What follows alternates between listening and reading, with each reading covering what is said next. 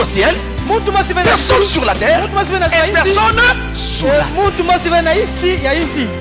Et je pleurais beaucoup. Et c'est que personne ne fut trouvé digne d'ouvrir le livre, ni de le regarder, même regarder seulement. Branham ne pouvait pas. Et l'un des vieillards, l'un des anciens, merci, ne pleure point. Jean, ne pleure point.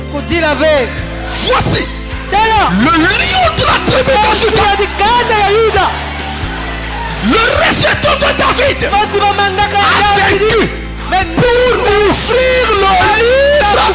Et c'est cette sang. Vous voyez cela, mes frères? Alors qui ouvre les sons? C'est le lion de la tribu de Juda. Qui est donc le lion de la tribu de Juda?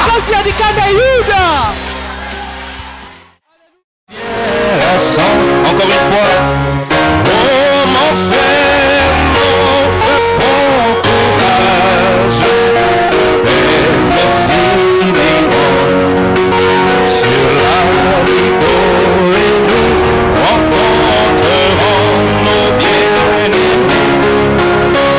Ici, pèlerin étranger, nous cherchons une cité. De la vie, Satan m'étonne quelquefois de ce couple. Oh, Satan me tente quelquefois, disant que c'est en vain de marcher au nom de Jésus et d'être un chrétien. Mais alors le maître nous dit, je vais vous secourir. Si vous vous confiez en moi, je vous conduirai au ciel, mon frère.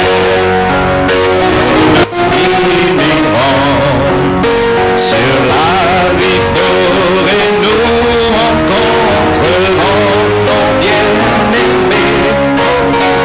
Ici, pèlerin étranger, nous cherchons une cité, le pardon de la vie, viens rassembler les gens. Notre Père bien-aimé, nous rendons grâce pour le privilège que nous avons encore d'être devant toi et nous offrons cette humble prière. Que ta grâce nous visite tous et nous enveloppe au travers de la parole, afin que quelque chose venant de toi se produise dans nos vies. Nous demandons humblement ceci, sous ton sang versé, en te consacrant ce moment, au nom de Jésus-Christ. Amen. Je salue tous au nom du Seigneur Jésus. Nous allons prendre nos questions-réponses ordinaires. Questions-réponses ordinaires. Et nous allons donc essayer de répondre au mieux de nous-mêmes. Beaucoup de questions que vous avez posées, souvent je les garde toujours jusqu'à ce que nous ayons l'occasion d'y répondre.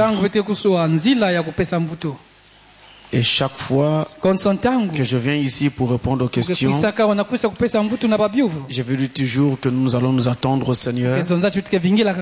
Aujourd'hui, je vous dis encore la même chose. Nous allons nous attendre à Dieu afin qu'il nous aide à avoir des réponses appropriées à chacune de ces questions.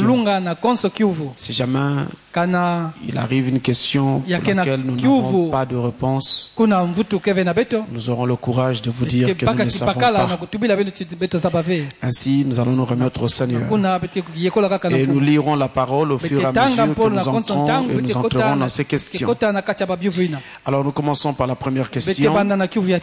Pour gagner du temps, nous n'en avons pas beaucoup devant nous. Première question. Shalom, pasteur. Que Dieu vous bénisse. Vous et votre famille. La Bible nous révèle que Jésus est Dieu. Et vous le confirmez en disant, sur la terre, il était le Fils, etc. Et il avait repris sa position dans les cieux. Tout cela, je le crois. Mais j'aimerais savoir pourquoi la Bible nous dit encore que quand il monta aux cieux, il était assis à la droite de Dieu alors qu'il était Dieu. Pourquoi la Bible nous dit encore que quand il monta aux cieux, il était assis à la droite de Dieu alors qu'il était Dieu. C'est cela la question. En d'autres termes, si Jésus est Dieu, pourquoi la Bible nous dit encore qu'il est assis à la droite de Dieu? Et donc si je comprends bien, votre question se résume autour de la droite de Dieu. Si seulement vous pouvez comprendre ce que c'est que la droite de Dieu, alors ça va régler la question. Donc la droite de Dieu c'est quoi? Pour que nous sachions ce que ça veut dire et que nous comprenions qu'est-ce que ça veut dire quand on dit que Jésus est assis à la droite de Dieu. Alors nous prenons Exode chapitre 15. Exode chapitre 15.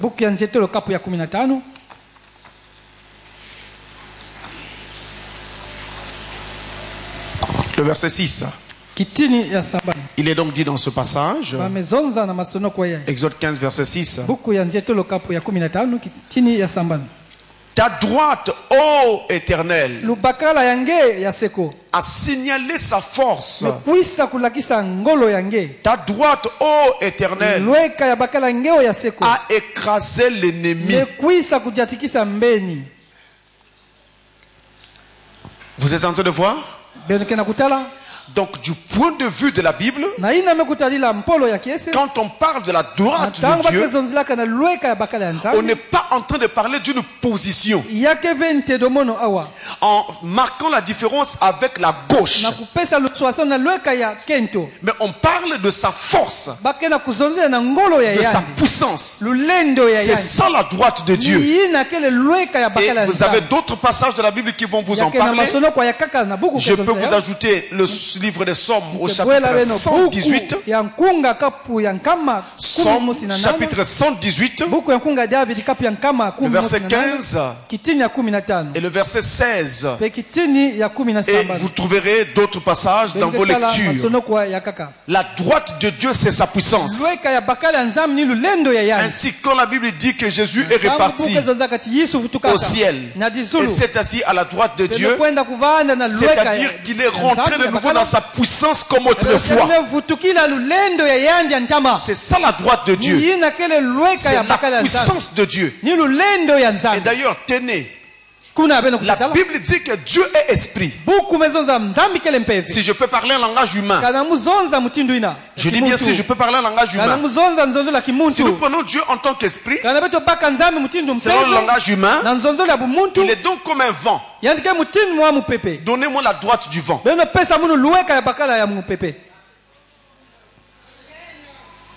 Donnez-moi la gauche du vent. Ce n'est pas possible. On ne peut pas assigner une droite au vent. On ne peut pas assigner une gauche au vent. Dieu est esprit. Il est comme un vent.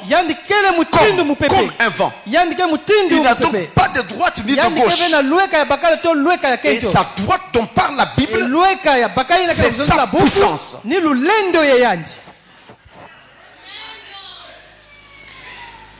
Une autre question.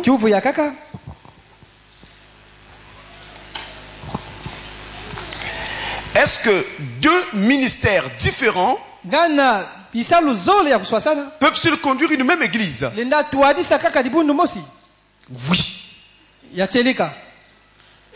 Deux ministères différents peuvent conduire une même église.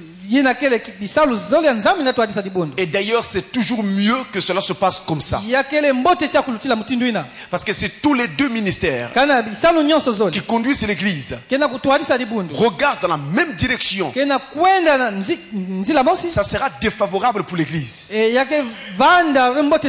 Il faut qu'il y ait une certaine différence. Et la différence aidera le peuple à avancer de façon équilibrée.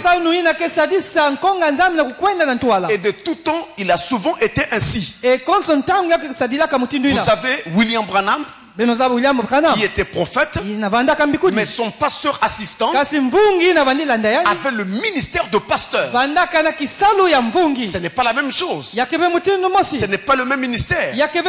Et les deux conduisaient le Branham Tabernacle.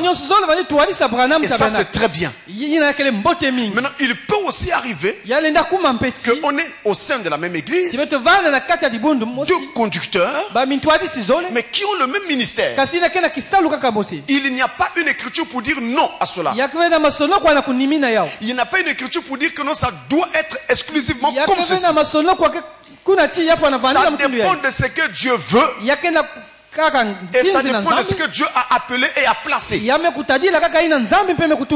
je crois que Dieu tient aussi, ou prend aussi en ligne de compte, la question du milieu social. Le milieu dans lequel ces gens vivent. Il va donc mettre à côté de des ministères qui vont donc leur permettre d'avoir des solutions aux problèmes qui se posent à leur milieu. Mais seulement, même quand vous avez deux ministères qui conduisent une église, que ce ministère soit différent, que ce ministère soit les mêmes, peu importe. Ce qu'il faut retenir, c'est qu'il n'y a qu'un seul de ces ministères qui en fait établit la doctrine de l'église. C'est le pasteur principal. Tout autre ministère dans l'église, que ce soit le pasteur assistant, que ce soit les ministres qui viennent prêcher, que ce soit les prédicateurs qui viennent d'ailleurs et qui viennent en visite, ils n'ont pas le droit de toucher à la doctrine et encore moins de changer une doctrine établie par le pasteur pour l'église. Ils n'en ont pas le droit. Le message l'interdit. Ça serait comme si vous avez un foyer où il y a un couple qui est installé avec ses enfants, et voilà un monsieur qui vient de je ne sais d'où, qui rentre dans ce foyer et qui fait donner des ordres. Vous dites pourquoi ce buffet doit être ici, mettez-le moi là. Pourquoi la maison est comme ça? Mais ce n'est pas votre maison. Vous n'avez pas de droit de donner. Chaque maison doit être elle-même, ressembler à elle-même, d'après le goût du chef de cette maison. Et Frère Branham disait même que si le Branham Tabernacle voulait adopter la doctrine des témoins de Jéhovah, ça regarderait Branham Tabernacle et son pasteur. Ça ne regarde personne d'autre. Et Frère Branham est clair. La doctrine dans l'église regarde le pasteur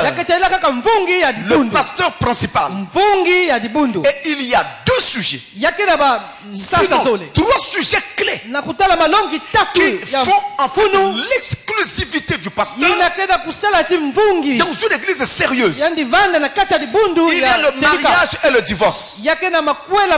Personne d'autre dans l'église ne peut gérer les questions mariage et divorce en dehors du pasteur.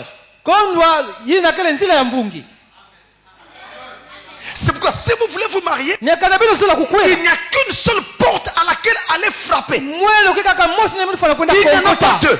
Il n'y en a pas trois. Il n'y a qu'à la porte du pasteur principal. Tant que le pasteur principal n'a pas donné son OK vous ne vous marierez jamais. Peu importe quel est le ministre dans l'assemblée qui vous y a encouragé. Ça, c'est le message. Il y a la question touchante. La doctrine de l'église.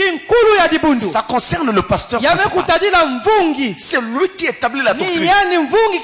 Et dans l'assemblée, quand un ministre pense que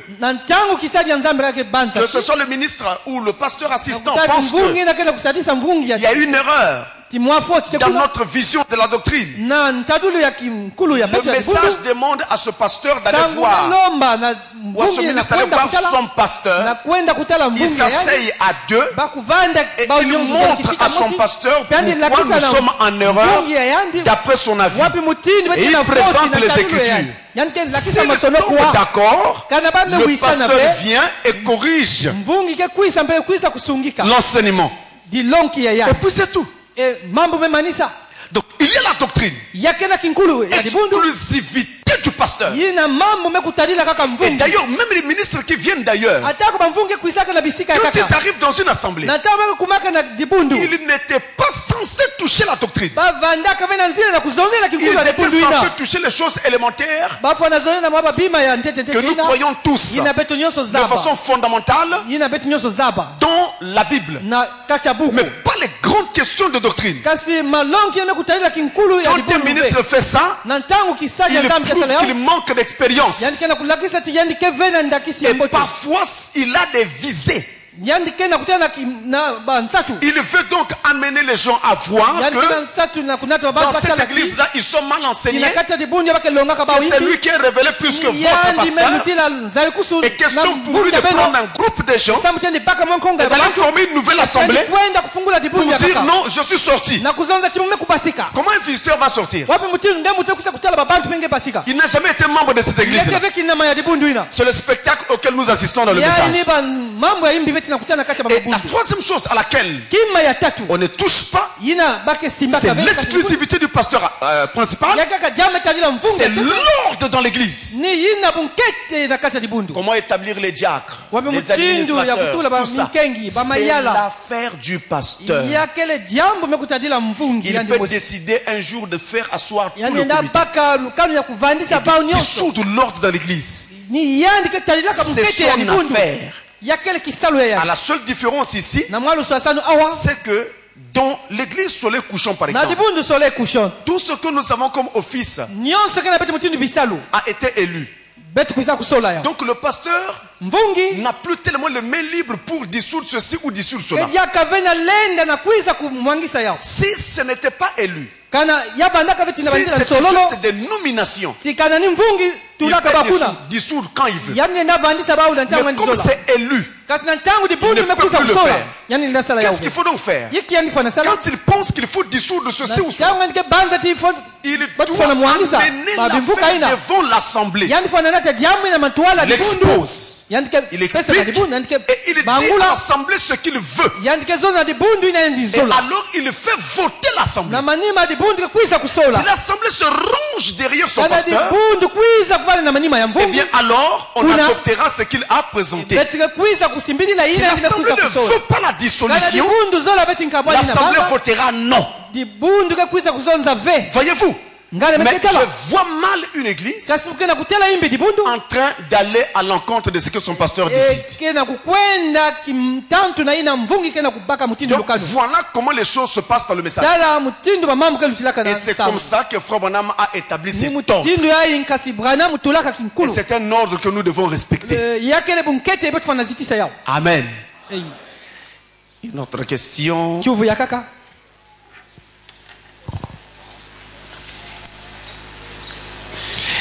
Un frère et son ami. Un frère et son ami. Ici c'est ami femme. Il y a un E à la fin. Ami femme. Un frère et son ami ont cru au message.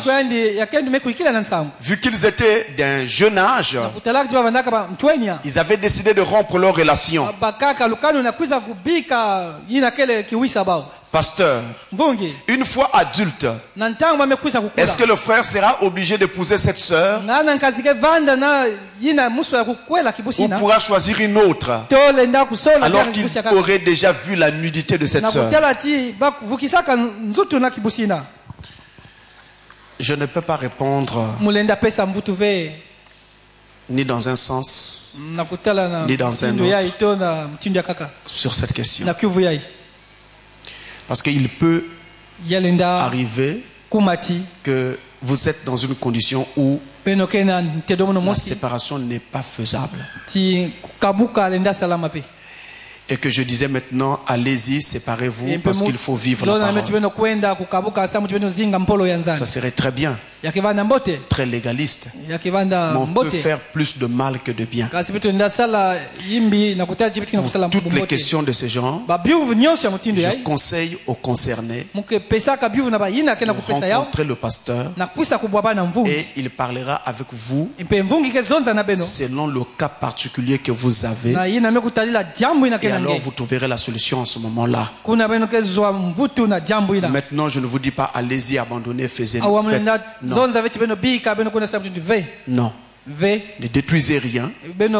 Rencontrez d'abord le pasteur qui va s'asseoir avec vous, examiner tous les contours de votre problème et il vous donnera le conseil approprié. Y a-t-il un troisième testament? Oui. En fait, nous n'avons que 2 testaments dans notre Bible. Nous avons l'Ancien Testament qui a été écrit par Moïse. Nous avons le Nouveau Testament qui a été écrit par Paul. Je veux dire que Paul est celui qui a plus de livres dans le Nouveau Testament. En dehors des 4 évangiles de Matthieu, Marc, Luc et Jean, et de l'Apocalypse, et bien tous les autres livres du Nouveau Testament, c'est Paul. Y compris même le livre des Actes des Apôtres. Les gens pensent que c'est Pierre qui est l'auteur de ce livre. Frère Branham dit Paul. Et nous croyons Paul. Maintenant, alors, vous avez ces 2 testaments-là. Lorsque Moïse a écrit l'Ancien Testament, il était oint par la colonne de feu. Et sous la conduite de la colonne de feu, il a donné les lois au peuple d'Israël. Et à partir de ces lois, sont donc nées la Torah. En fait, basé sur les 5 premiers livres de Moïse. Et tout l'Ancien Testament est construit en se basant sur ces 5 premiers livres de Moïse. Même si les auteurs de ces autres livres sont différents, c'est d'autres personnes, mais ils n'ont fait que puiser sur ce que Moïse avait dit. C'est pourquoi on dit que l'Ancien Testament a pour auteur Moïse, mais il a écrit sous la conduite de la colonne de feu. Et il en a été le même de Paul. Et quand Paul écrit le Nouveau Testament, le Nouveau Testament était censé être l'interprétation de l'Ancien Testament. Mais quand il écrit, nous découvrons que dans ce Nouveau Testament, il y a toujours des paraboles. Les paraboles laissées par Jésus. Il y a toujours des énigmes. Il y a toujours plein de choses incomprises. Alors Dieu avait prévu qu'au temps de la fin, il enverrait un ministère qui allait donc prendre l'Ancien Testament et le Nouveau Testament et interpréter les deux à la fois. Et c'est cette interprétation-là qu'on appelle donc les 7 tonnerres. Et ces 7 tonnerres-là représentent le 3e testament. Ça ne veut pas dire qu'on doit ajouter un 3e testament à la Bible. Mais ça veut tout simplement dire que les voix qui interprètent la Bible entière, c'est le message de l'heure. Et c'est un testament pour l'épouse de Christ. Et tout comme Moïse et Paul furent conduits par la colonne de feu pour écrire l'Ancien et le Nouveau Testament, le premier et le deuxième testament. Et alors pour interpréter ces deux testaments et avoir le troisième testament, eh bien celui-là aussi devait être conduit par la colonne de feu. C'est pourquoi nous avons vu la colonne de feu au-dessus de William Marion Branham. Pasteur, entre le sang dont Jésus-Christ parle à ses disciples, la nuit de la Sainte Seine, et le sang qu'il a fait couler à la croix, quel est le sang qui bénit et le sang qui maudit? Les deux bénissent, les deux maudissent. Si vous croyez, vous êtes bénis par le sang. Si vous rejetez l'œuvre de Christ à la croix de Golgotha, vous êtes condamnés, donc maudits par ce même sang. Cette même œuvre vous condamnera. Le sang que nous prenons lors de la Sainte Seine, sous le symbole du vin. Si vous venez prendre la Sainte Seine en étant en ordre avec Dieu, vous êtes bénis. Mais si vous ne prenez pas en étant en ordre avec Dieu, vous attirez la malédiction sur vous. Les deux bénissent, les deux maudissent. Et d'ailleurs, l'un n'est rien d'autre que le type de l'autre. Le sang que nous prenons lors de la Sainte Seine, sous la forme du vin, ce n'est qu'un type du véritable sang qui a coulé sur le bord du calvaire pour nous. Voilà ce qu'il en est. On me pose une question ici. Tous ceux qui seront sauvés auront-ils la même récompense? Sinon, sur quelle base seront données les récompenses, les couronnes? Écoutez-moi très bien. En parlant de la récompense en tant que couronne que le vainqueur va recevoir à la fin de la route, la récompense tiendra compte de plusieurs paramètres. En premier, il y aura le paramètre rang. Le rang que vous avez occupé. On ne peut pas prendre un messager comme un messager des âges de l'église et le mettre au même rang qu'un petit ministre comme moi. Ce n'est pas faisable.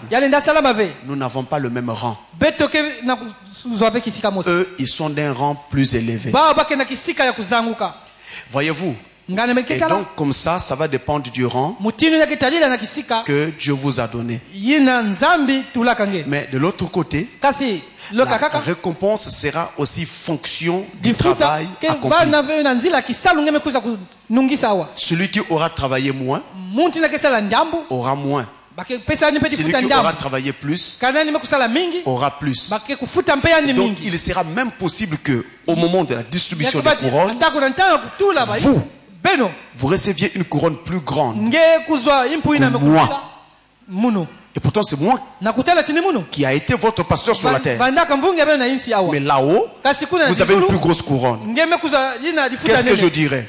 Seigneur, c'est moi qui prêchais. Il n'y a pas que le paramètre rang. Il y a aussi le paramètre travail.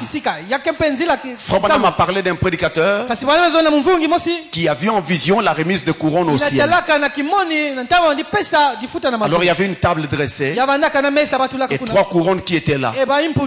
Une plus petite, une moyenne et une plus grande. Et ils étaient 3 à qui on devait donner ces couronnes. Le prédicateur arrive et dit: oh, La grosse couronne, c'est pour moi.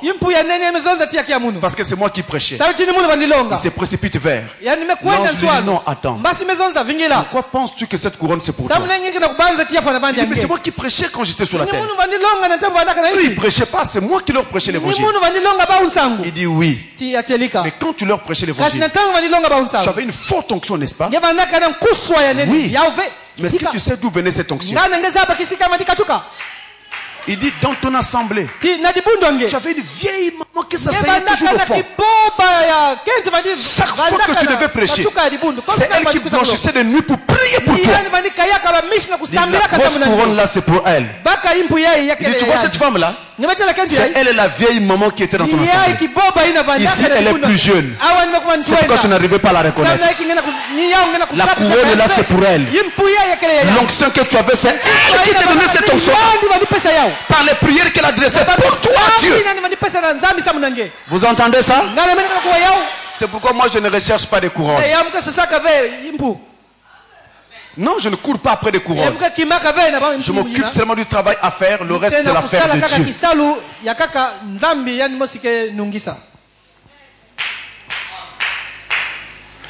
Est-ce que le prophète est-il le précurseur de la seconde venue de Christ, comme l'a été Jean-Baptiste pour sa première venue? Oui.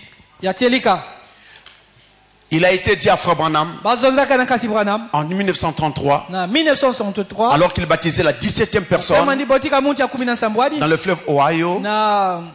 Une étoile est apparue, l'ange du Seigneur sous la forme d'une étoile, et la voix est sortie. De même que Jean-Baptiste fut envoyé pour préparer la première venue de Christ. Ton message préparera sa seconde venue. Frère Branham est le précurseur de la seconde venue de Christ. Mal parler contre la photo du prophète William Marion Branham, avec la manifestation de la colonne de feu, est-ce un blasphème contre le Saint-Esprit? Oui, c'est un blasphème. Cette photo, c'est vrai que ce n'est qu'un papier.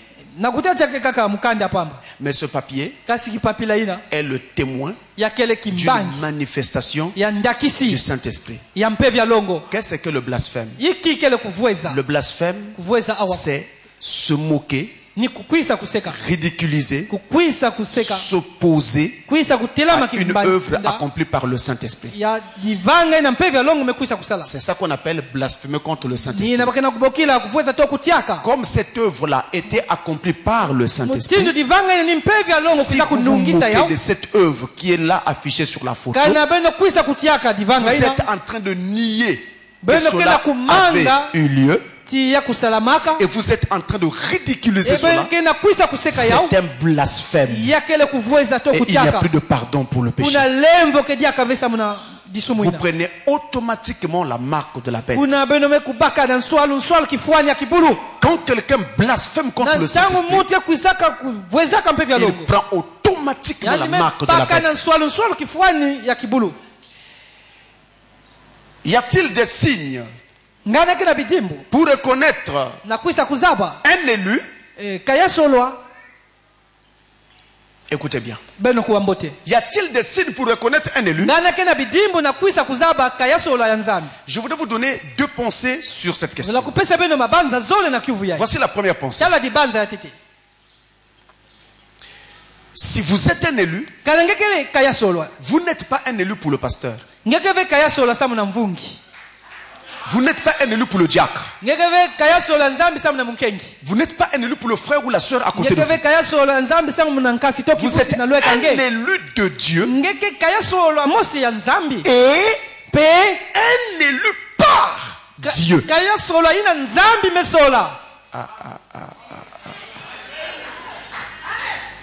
Un élu de Dieu et un élu par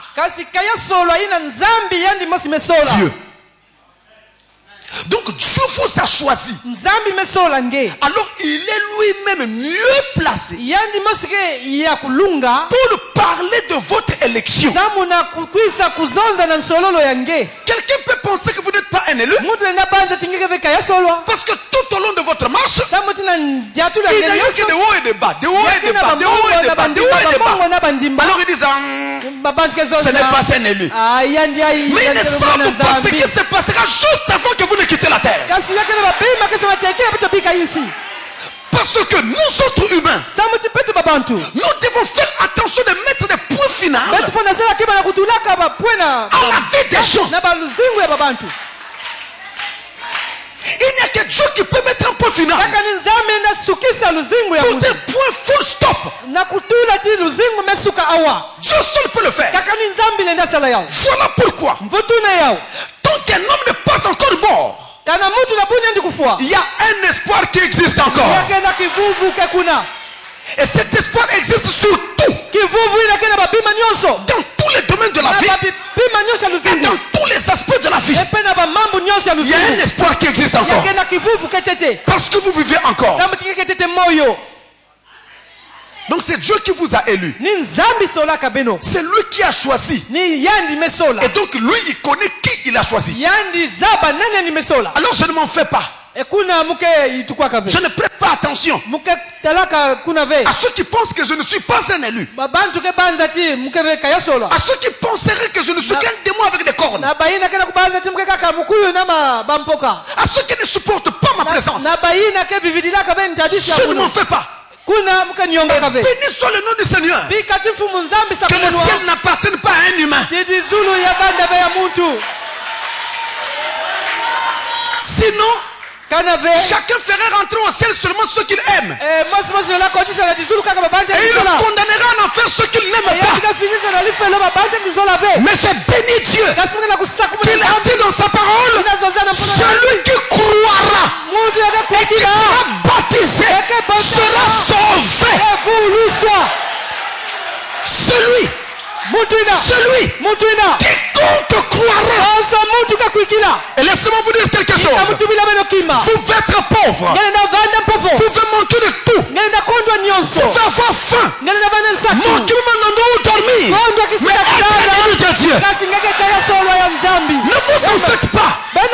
La vie sur la terre peut vous avoir privé de beaucoup de choses. Mais à l'intérieur, il y a une semence prédestinée. Et dites à Satan, lorsqu'il essaie de vous décourager, tu n'as pas ceci, tu n'as pas cela, tu n'as pas ceci, tu n'as pas cela. Dis à Satan, j'ai quelque chose, j'ai quelque chose qu'on ne peut pas acheter avec l'argent. J'ai quelque chose que l'homme ne peut pas te donner. J'ai quelque chose que ma famille ne peut pas me donner. C'est Dieu qui donne. Quand je suis né à la maternité, ce jour-là, l'ange du Seigneur a précédé dans la salle. Il a fermé les portes. Il dit aucun esprit mauvais ne doit entrer. N'entrera ici que la semence prédestinée de Dieu.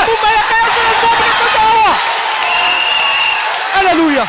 Et je dois vous dire, c'est pour cela que vous êtes ici. Amen.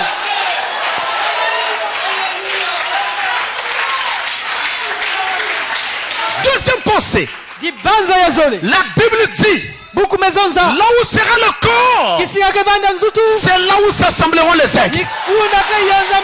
Si tu es un aigle, si tu es prédestiné, est-ce que tu es autour du corps?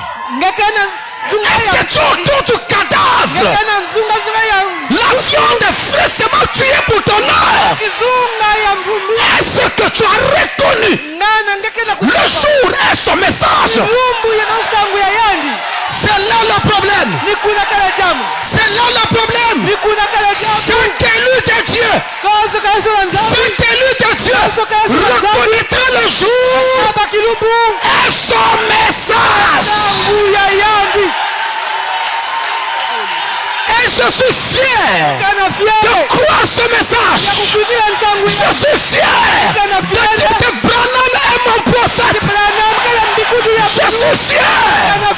C'est la preuve que j'ai reconnu le jour et son message.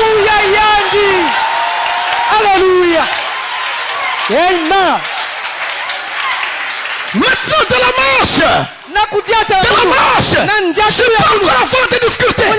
Je marche, je tombe. Je marche, je tombe.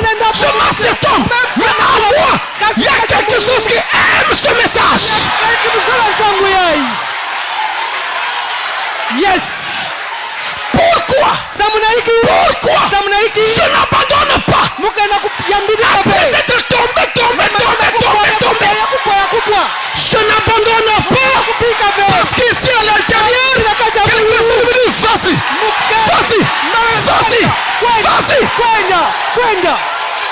Alléluia. Amen. Et je crois que je vais y arriver. Je crois que je vais rentrer. Et je crois la même chose pour toi. Amen.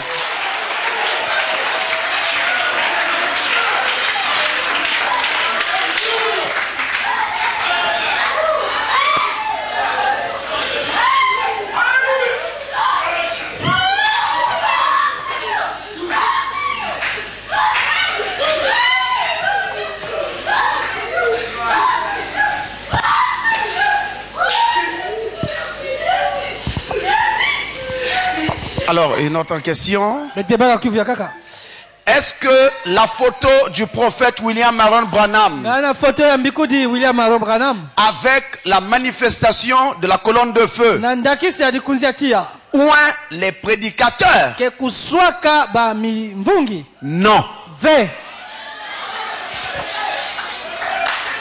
Cette photo ne ouin pas les prédicateurs. Je répète, je parle français. Cette photo ne ouin pas les prédicateurs. Mais la colonne de feu sur cette photo ouin les prédicateurs. C'est différent. La colonne de feu sur cette photo, ça veut dire la colonne de feu que vous voyez sur cette photo, c'est elle qui ouin les prédicateurs. C'est ça la différence. Mais on n'a pas dit que cette photo ouin les prédicateurs. Ce n'est qu'un papier. Ce n'est qu'un papier. Mais ce que vous voyez sur ce papier là, cette colonne de feu là, c'est elle qui ouin les prédicateurs. Et c'est elle qui te ouin aussi. Mes frères, la main sur le cœur. Chaque jour que Dieu fait, au fur et à mesure que nous sommes en contact avec lui, il y a quelque chose qui prend place en nous. Nous changeons. Nous avançons. Souvent vous jugez les choses par rapport à votre vie physique. Et vous regardez ce qui vous manque encore dans le cadre physique. Et vous dites je n'avance pas. Mais en réalité, ce que Dieu privilégie, c'est ce qui est spirituel. Là, vous êtes venu au culte. En sortant, vous allez constater que quelque chose a changé.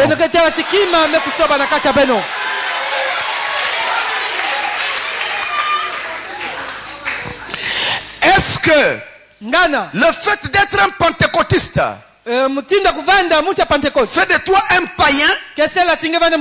Si oui, dites pourquoi. Non, le fait d'être un pentecôtiste ne fait pas de vous un païen. Un païen, c'est quelqu'un qui croit aux idoles, qui croit aux faux dieux. C'est un impie. Quelqu'un qui vit d'une façon païenne. Donc une vie désordonnée. C'est ça qu'on appelle un païen. Voilà le païen. Croit au faux Dieu. Ou alors il a une vie désordonnée. Une vie de cochon. Voilà le païen. Maintenant, Si vous êtes un pentecôtiste et que vous êtes né de nouveau, il n'y a pas de problème. Mais il y a deux aspects que je dois souligner. Si vous êtes un pentecôtiste et que vous dites que vous êtes né de nouveau, je le crois.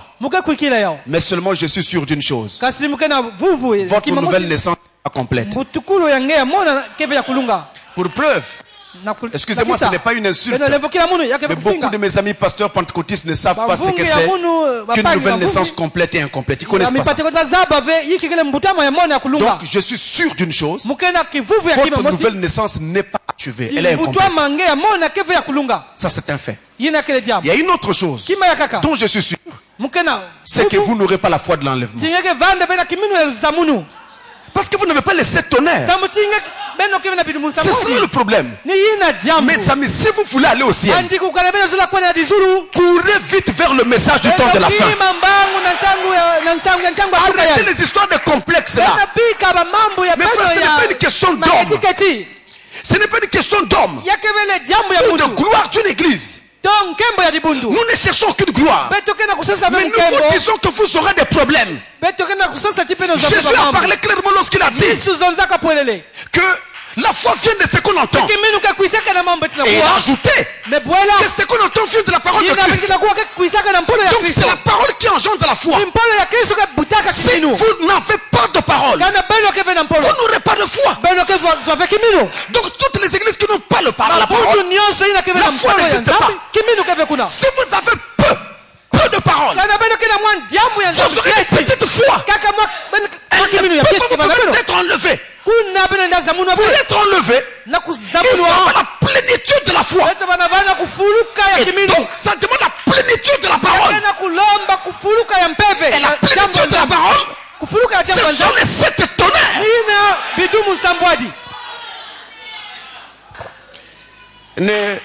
Vraiment ne compliquez pas. Prenez le conseil de Dieu et évitez-vous des ennuis. Dans Matthieu 16, verset 18, la pierre dont parlait Jésus, est-ce l'apôtre Pierre? Et non, mes amis. Si Jésus devait bâtir son église sur un homme comme Pierre, il y a longtemps qu'il a pourri sous la terre. Cette église s'écroulerait. Non seulement ça, vous n'avez pas vu que Pierre était très instable. Il mangeait avec les païens. Quand il voit Paul arriver, il s'élève rapidement, il va se cacher. C'est Pierre. Et un jour, Jésus lui avait dit, arrière de moi, Satan. Parce qu'il faisait barrage à une volonté de Dieu. Comment Jésus pouvait bâtir son église sur un tel homme instable? Non. La pierre dont parlait Jésus, c'est la pierre de la révélation. Il y a une question qui me posait ici. Oh, j'aime bien cette question.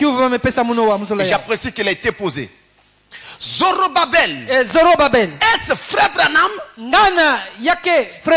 J'apprécie vraiment que vous ayez posé cette question. Parce que ça nous donne l'opportunité de répondre. Et donc de tordre le cou à toutes les fausses interprétations sur la question. Moi, mon travail, c'est de barrer tout l'été et de mettre le point sur tous les i. Écoutez ceci. Nous allons dans la Bible directement. Puisqu'on veut savoir si Zorobabel c'est frère Branham.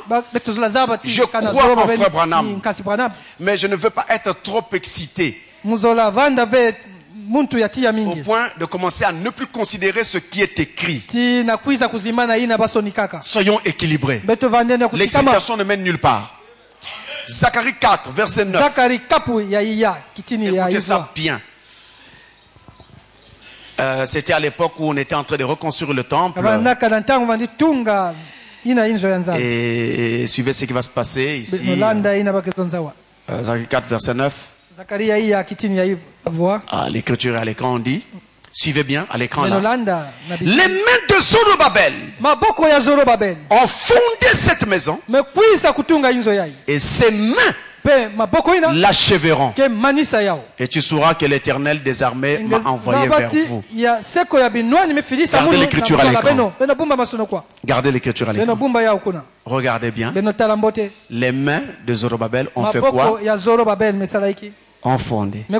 Et les mains de Zorobabel font encore quoi? Achève. Donc, les mains de Zorobabel font deux choses. Première chose, fonder. Deuxième chose, achever. N'est-ce pas?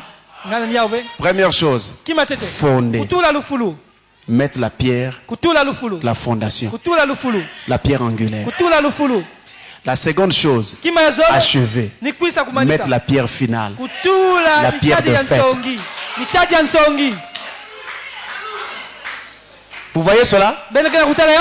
Or, la pierre angulaire de l'église de Christ est posée quand? Au commencement de l'église. Quand est-ce que l'église commence? Dans l'âge d'Éphèse. Nous sommes d'accord? Frère Branham était à Éphèse. Il est le messager d'Éphèse. Hein?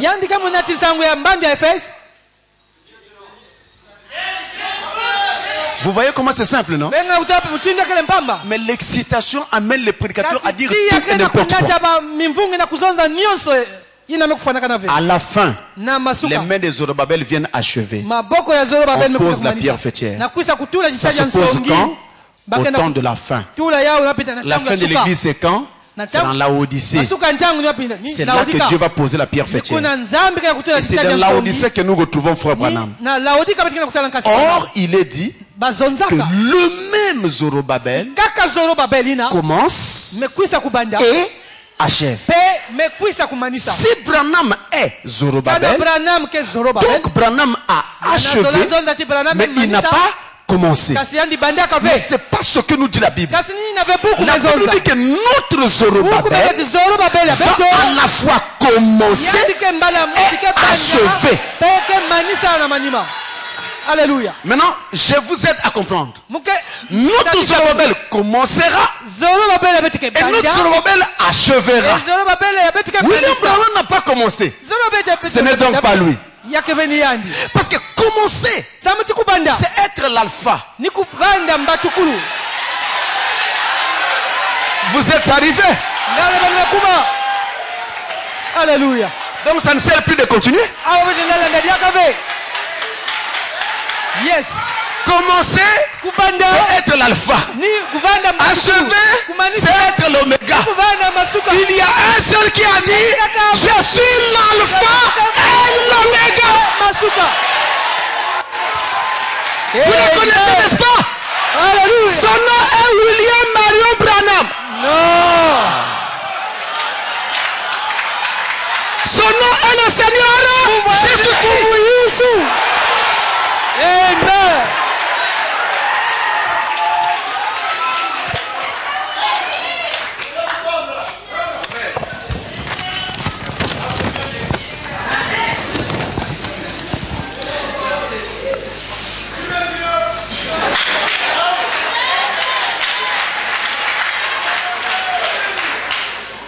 Alors, je prends deux petites questions et puis on termine parce que l'heure est passée. Il y a Frère Didas qui surveille le temps.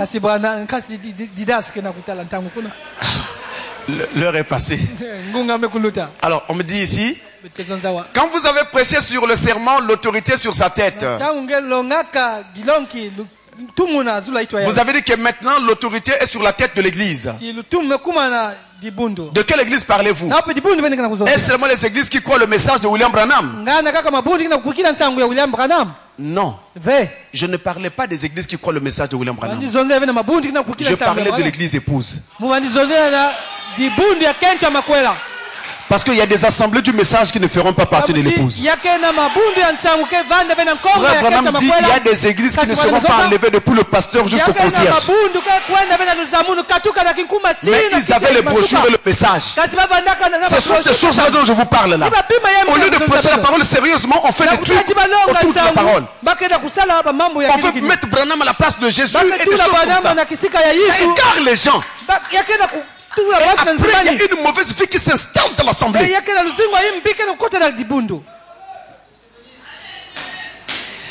Et une autre question. Peut-être ça, on peut prendre ça rapidement. Est-ce que Zacharie 14 parle-t-il de la venue de Christ? Oui. Oui, ça parle de la seconde venue de Christ, naturellement.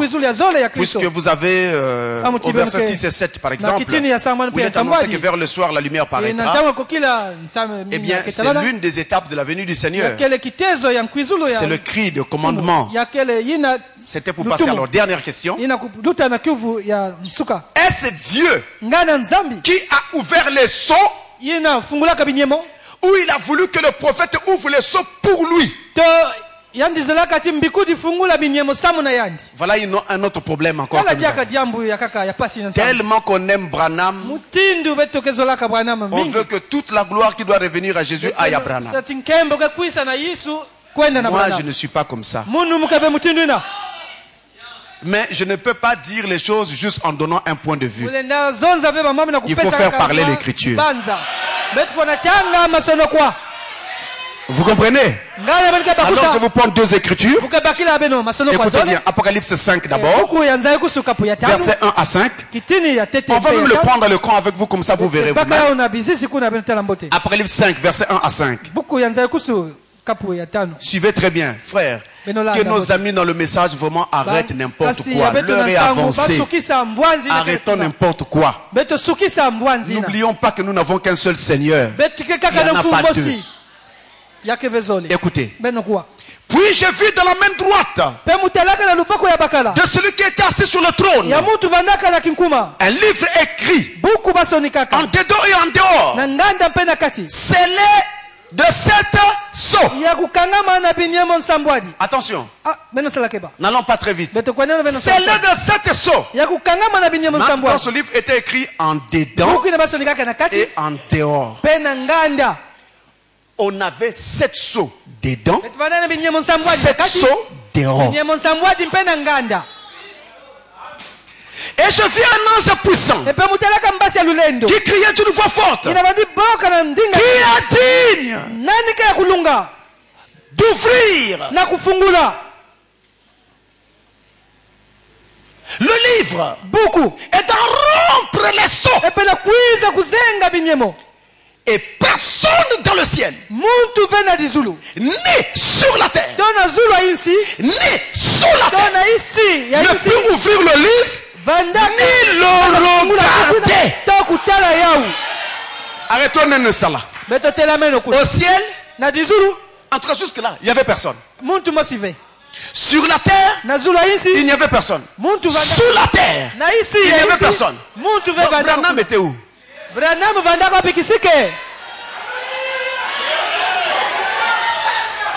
on est au ciel, ou on est encore sous la terre, ou on est sous la terre. Bon, il était où? Puisque entre guillemets c'est lui qui aurait ouvert les choses. Il était où? Vous voyez? L'écriture parle par elle-même. Personne au ciel, personne sur la terre, et personne sous la terre. Et je pleurais beaucoup. Mais c'est que personne ne fut trouvé digne d'ouvrir le livre, ni de le regarder, même regarder seulement. Branham ne pouvait pas. Et l'un des vieillards, l'un des anciens, me dit, ne pleure point. Jean, ne pleure point. Voici le lion de la tribu de Juda, le rejeton de David, a vaincu pour ouvrir le livre et c'est 7 sceaux. Vous voyez cela, mes frères? Alors qui ouvre les sceaux? C'est le lion de la tribu de Juda. Qui est donc le lion de la tribu de Juda? Alléluia. Amen. Et la Bible dit le rejeton de David. Amen. Amen. Celui qui était la racine et le rejeton de David. Ce qui signifie qu'il était avant David, il était en David et il est après David.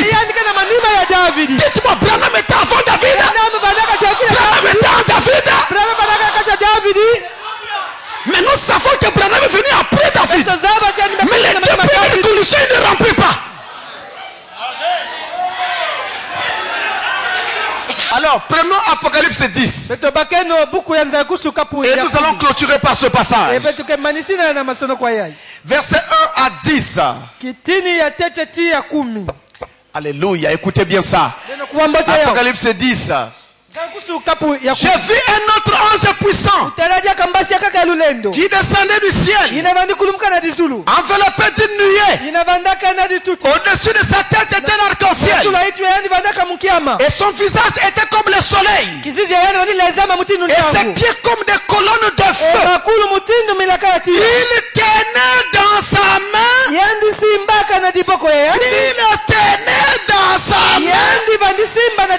un petit livre. Arrêtons-nous là. Arrêtons-nous là. Dans le passage qu'on vient de lire, celui qui était assis sur le trône tenait le même livre, mais il était fermé. Maintenant, cette fois-ci, ce livre est ouvert par les lions de la tribu de Juda. L'ange puissant vient avec un livre déjà.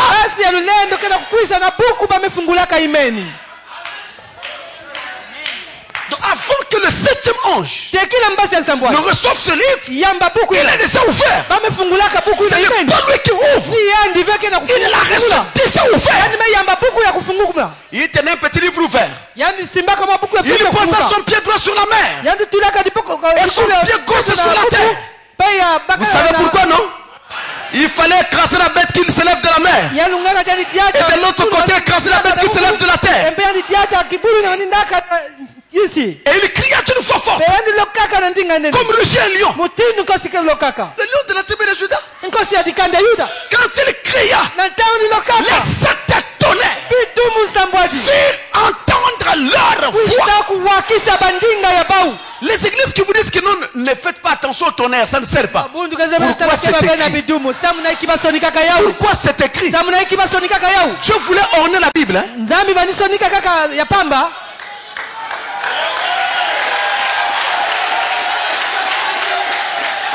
Les 7 tonnerres firent entendre leur voix. Et dans les 7 tonnerres firent entendre leur voix. J'allais écrire. Écrire quoi? Ce que disaient les tonnerres. J'allais écrire. Et j'entendis du ciel une voix qui disait, ça compte les 7 tonnerres. Elle ne l'écrit pas. Et lorsque je voyais debout sur la mer et sur la terre, leva sa main droite vers le ciel et jura par celui qui vit au siècle des siècles, qui a créé le ciel et les choses qui y sont, la terre et les choses qui y sont, et la mer et les choses qui y sont, qu'il n'y aura plus de temps. Je m'arrêterai ça là. C'est un jeu de mots. Il jura par celui qui vit au siècle des siècles. Autrement dit, il jura par lui-même. Quand on jure, on jure toujours au nom de celui qui est plus grand que vous. Au nom de l'Éternel, c'est l'Éternel lui-même. Mais qu'on joue de la foi du 7e ange. Arrêtons-nous un instant là. 7e ange. Nous avons 7 anges de l'église. Éphèse, Smyrne, Pergame, Thyatire, Sardes, Philadelphie, Laodicée. Chacun des anges a fait un ange, un messager, un prophète. Le 7e, c'est celui du dernier âge. Mais qu'au jour de la foi du 7e ange, le jour que le 7e ange donnera son message, quand il sonnera de la trompette, le mystère de Dieu s'accomplirait comme il l'a annoncé à ses serviteurs, les prophètes. Et suivez ceci, continuons. Et la voix que j'avais entendue du ciel me parla de nouveau et dit, arrêtons-nous un instant là. La voix parlait avant, la voix parle encore. Quand vous lisez ça, vous prenez ça comme des romans. Ce n'est pas des romans. La voix parle une fois, la voix parle encore. Il y a eu un premier message, il y a un second message.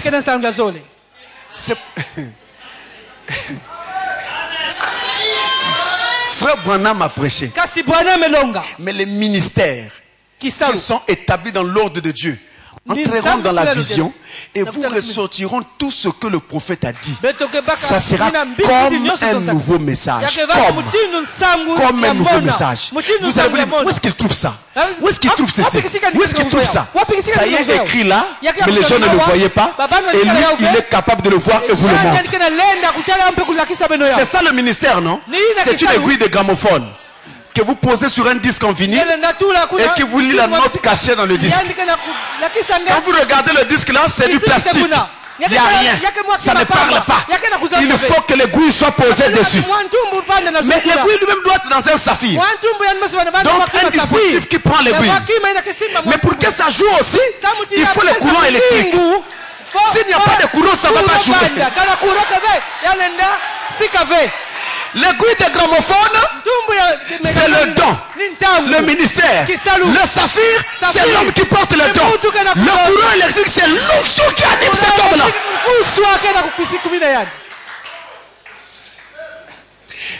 Et où est-ce que nous en sommes déjà? Et la voix que j'avais entendue du ciel me parlait de nouveau et dit: va, prends le petit livre ouvert dans la main de l'ange qui se tient debout sur la mer et sur la terre. Et j'allais vers l'ange en lui disant de me donner le petit livre. Et il me dit: prends-le et avale-le.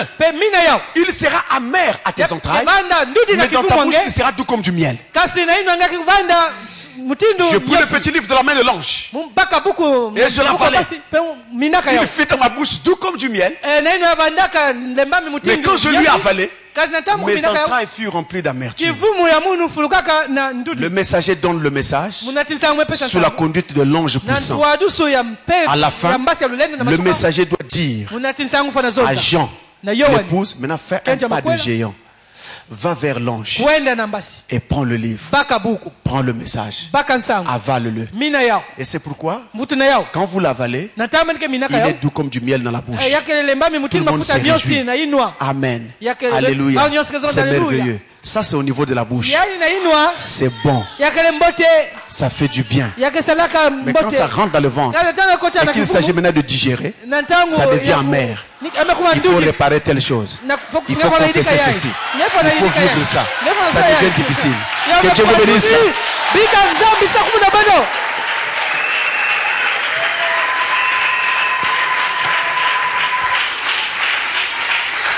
Alors nous allons nous remettre au Seigneur.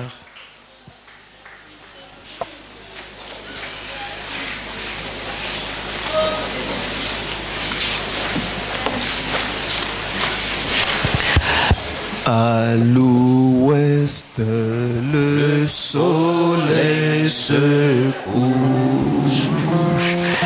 Il arrive à la fin de sa course. Et je vois combien ce temps est là. C'est le temps du soleil, car c'est la fin, c'est la fin, c'est la fin, c'est la fin, c'est la fin de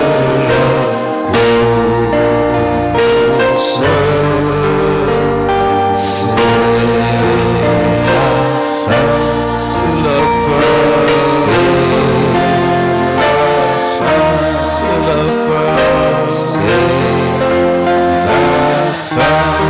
Chacun se remet au Seigneur en prière.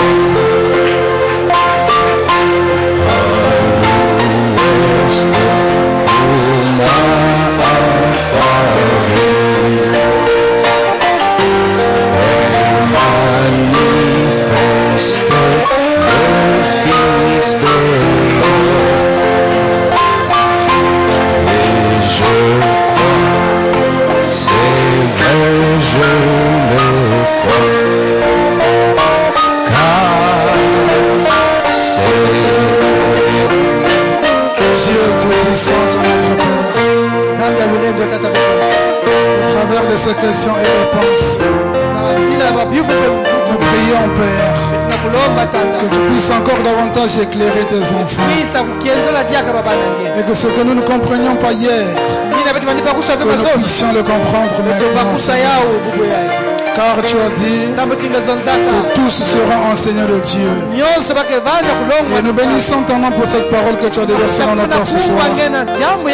Seigneur, permets que par ton amour, que ceci puisse se reproduire selon son espèce. Alors pardonne tes enfants, Seigneur, pour tout ce qu'ils ont pu faire de mal devant toi.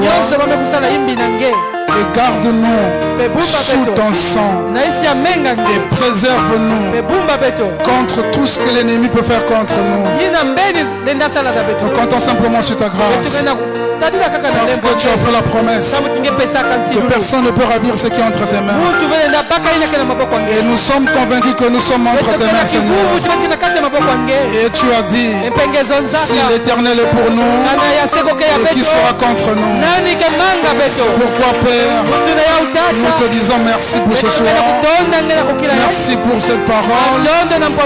Bénis encore et protège ton serviteur, ainsi que ce peuple qui est autour de nous. Nous remettons tout entre tes mains pour ta gloire et pour notre bien. Au nom de Jésus-Christ que nous avons prié. Amen. Amen.